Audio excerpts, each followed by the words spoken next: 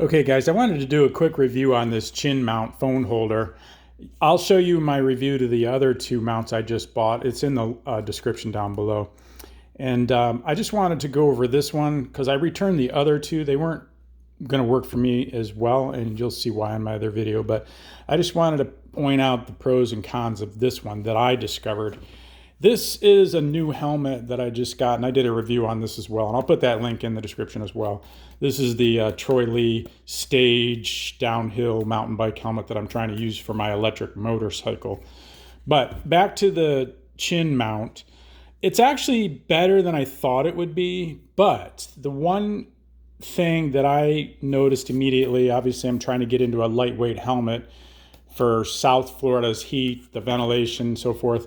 As soon as you add this whole rig to the helmet, wow, you're adding a lot of weight to this lightweight helmet. So I kind of felt like you've ever been face masked in football or any other thing, or somebody grabs your bar, you kind of feel like someone's pulling down on your bar a little bit, because it actually does feel like a decent amount of weight when you add the whole thing together. The phones aren't the lightest, I guess, especially if your phone's bigger than mine, which probably is because this is an older phone. But a lot of you might be wondering, why am I bothering with a phone holder and not a GoPro? I just wanted to keep it simple and keep using my phone to do some action videos of rides on different bikes, to show you guys some other reviews and things on different bikes that I've got here.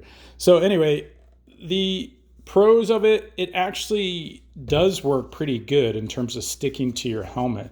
And I'll show you this tensioning guide right here. This thing, or tensioning knob, this tensions the phone pretty well. I still don't like a system that doesn't have a tether. So even if I kept this thing for, short video rides, which I don't think I'd want to go on anything long ride with this thing hanging off my face. It's just in the way and probably going to get your phone busted ultimately. But I would want to add a tether, whether you put a thread on here or some sort of string and string it through your case. I want some insurance, and I would tether it back to the body of the helmet, so there's no way my phone can ever hit the ground. I believe they should be sending tethers with every single mount, because no matter what, there's a possibility that this will break, fail, whatever. You want your phone to stay safe. So make a tether if you don't have one. So the way this thing works, it's got these little snap buckles which have elastic that do work pretty good. This stuff does have decent traction, so to speak. It's got some decent stickiness. Depending upon the shape of the front of your helmet, you can see this one's very peaked right here. It may or may not want to sit on there real nicely. I mean, it does kind of work in that it's got this tripod effect going on.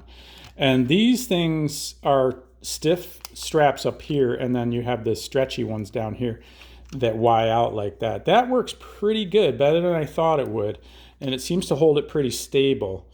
Now, this mechanism seems to be the same on all phone holders. You've got this adjustment, as you know. You've got this one, tilt. I'm trying to see if I can get the right perspective when it's on the helmet, because your head's leaning down in an aggressive mountain bike or motorcycle riding position. You've got to be able to tilt this thing up to get, point of view angle on your camera or your phone.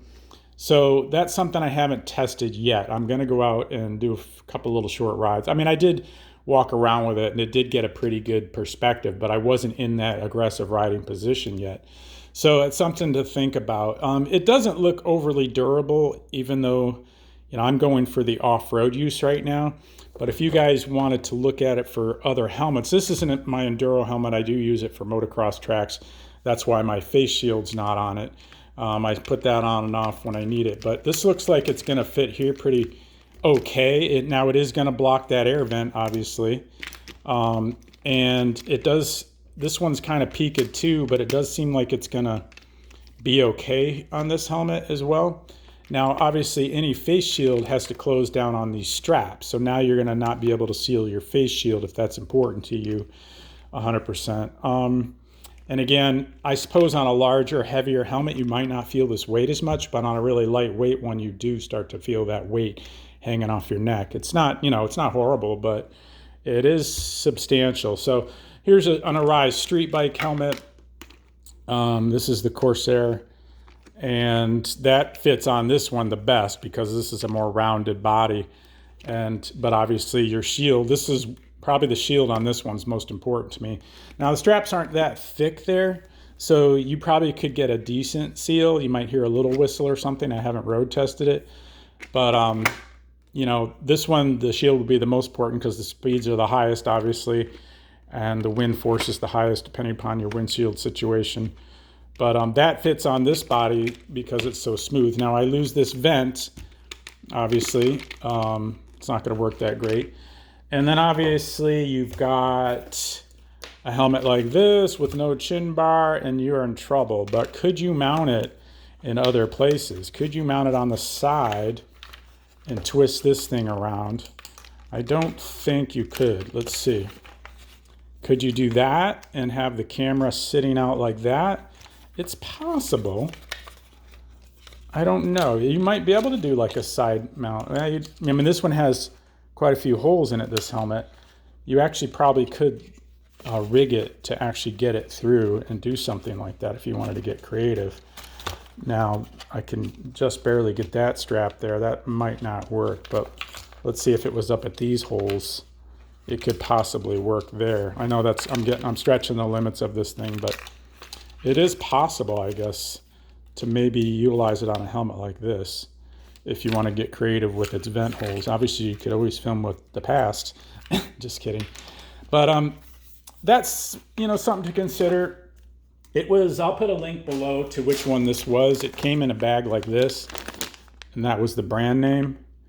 And it had no directions or anything. It just comes what you see right here. End of story. No tether whatsoever.